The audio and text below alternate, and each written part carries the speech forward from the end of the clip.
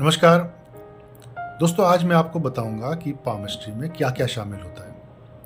हमारा सबसे पहला इंप्रेशन होता है, हमारा सबसे पहला जो बात दिमाग में आती है वो ये होती है कि हम व्यक्ति के हाथ देखते हैं, उसका पाम देखते हैं, उसी से हम उसके व्यक्तित्व के बारे में बताते हैं, उसके फ्यूचर के बारे में बताते हैं। मगर इस पामस्ट्री में इससे बहुत सारी ज़्यादा चीज़ें हैं जो हम देख सकते हैं। चलिए मैं बताता हूँ आपको पामस्ट्री में आज क्या क्या शामिल है। दोस्तों, पामस्ट्री केवल हाथ के प्रकार, रेखाओं या का अध्ययन नहीं है, वरन इसमें पर्वत, नाखून, चमड़ी का चिकनापन, खुरदरापन, अंगूठे का आकार, उनके पोर, उनके जोड़, हथेली का रंग, तंतु रचना, हथेली की बनावट, उंगलियों की लंबाई, उनकी आपस में तुलना, अंगूठे का एंगल, हथेली का मोटा या हल्का होना, हथेली का तापमान। इतनी चीजें हम पामस्ट्री में और जोड़ सकते हैं जिनको हम व्यक्ति में देखते हैं। दोस्तों, बहुत सी चीजें हम केवल हाथों के प्रकार को, उंगलियों की बनावट को देखकर ही पहचान सकते हैं, बल्कि कई बार इन्हें देखने से पहले व्यक्ति अपने हाथों को कैसे रखता है, अंगूठे की स्थिति कैसी है, उंगलियां कितनी दूर दूर हैं, कितना पास पास हैं, तर्जनी अंगूठा उंगली से कितना दूर है, ये सारी बातें हमें महत्वपूर्ण सूचनाएं और जानकारी देती हैं।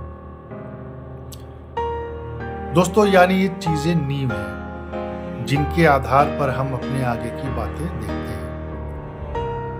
मैं आपको बताता हूं, इंग्लैंड की कैम्ब्रिज यूनिवर्सिटी ने अनामिका उंगली पर रिसर्च कर स्टॉक मार्केट में काम करने वाले जो बिजनेसमैन थे उनकी रिस्क लेने की क्षमता व उनके प्रॉफिट कमाने के बड़े बड़े निष्कर्ष निकाले।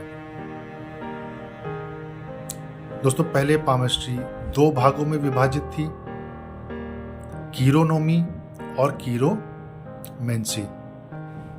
कीरोनोमी में हाथ, उंगली, अंगूठे का आकार, इन सबके बनावट के बारे में बताया जाता था।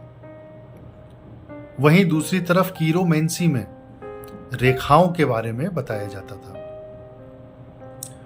दोस्तों, नई पामस्ट्री में दो बातें और जुड़ गई हैं, बॉडी लैंग्वेज तथा डर्मेटोग्राफिक्स, यानी फिंगरप्रिंट या धारियां। दोस्तों, शरीर के लक्षणों से साइकोलॉजी, व्यक्ति के चरित्र तथा उद्देश्यों के बारे में पहले हम पता लगाते थे। पामस्ट्री में हाथों को रखने के तरीके या हम अपने शरीर को कैसे कैरी करते हैं या शरीर का मूवमेंट कैसे करते हैं, इस आधार पर भी अध्ययन किया जाता है। दोस्तों, डर्मेटोग्राफिक्स की शुरुआत के बाद 1830 से व्यक्तियों के फिंगरप्रिंट लिए जाने लगे हैं। विज्ञान मानता है कि फिंगरप्रिंट हर व्यक्ति का अलग होता है या यूनिक होता है और इसके विश्लेषण से बहुत सारी जानकारियां प्राप्त की जा सकती हैं। धारियों को व्यक्ति की यूनिक पहचान बताने वाला पहला व्यक्ति डॉक्टर हेनरी, इंग्लैंड के थे।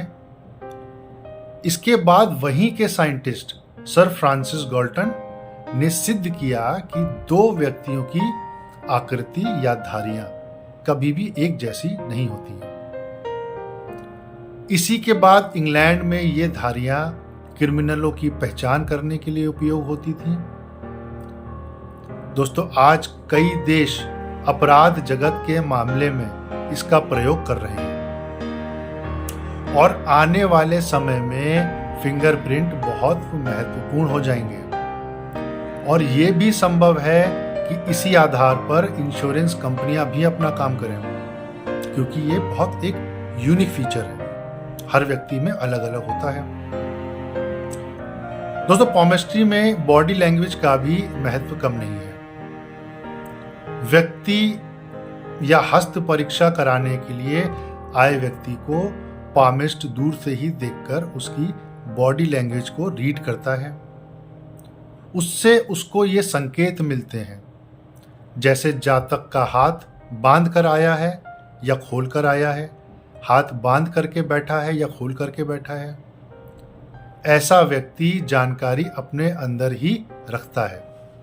दोस्तों, अगर अंगूठा मुट्ठी में है, मुट्ठी के अंदर है, तो व्यक्ति अंतर्मुखी होता है, इंट्रोवर्ट होता है और जल्दी नहीं खुलता है। दोनों हाथ अगर बार बार रगड़ता है या ऐसा लगे कि हाथ धो रहा है, तो व्यक्ति चालाक भी होता है और ढोंगी भी होता है, फेक भी होता है। शुभ चिन्ह एक तरह का राजयोग देते हैं, जो हाथ की रेखाओं के कमजोर होने के बावजूद भी जीवन के किसी काल में अपना प्रभाव दिखाते हैं। पामिस्ट्री में हम इनका भी अध्ययन करते हैं। दोस्तों, मेरी बताई गई सभी बातों के माध्यम से व्यक्ति के बारे में कुछ अपवाद स्वरूप बातें छोड़कर सब कुछ जाना जा सकता है, और यह निर्भर होता है कि पामिस्ट के ज्ञान, तरीके और उसके अनुभव के आधार पर। दोस्तों, इस तरीके से मैंने आपको बताया कि सिर्फ व्यक्ति का पाम देख करके पामिस्ट्री पूरी नहीं होती है, उसके बारे में सब कुछ बताया नहीं जा सकता। बहुत सारी चीज़ें हम और देखते हैं, स्किन देखते हैं, स्किन का टेक्सचर देखते हैं, पाम किस कलर का है देखते हैं, उसकी धारियाँ देखते हैं, उसमें बनने वाले चिन्ह देखते हैं, अंगूठा देखते हैं, अंगूठा कितना लचीला है ये देखते हैं, उंगलियां देखते हैं, उंगलियों का फैलापन कितना है ये देखते हैं, उंगलियां कितनी नज़दीक है ये देखते हैं। और ये सब चीज़ें जोड़ करके हम एक व्यक्ति के बारे में अपना वक्तव्य दे सकते हैं, अपना डिसीजन दे सकते हैं या उसके बारे में बता सकते हैं।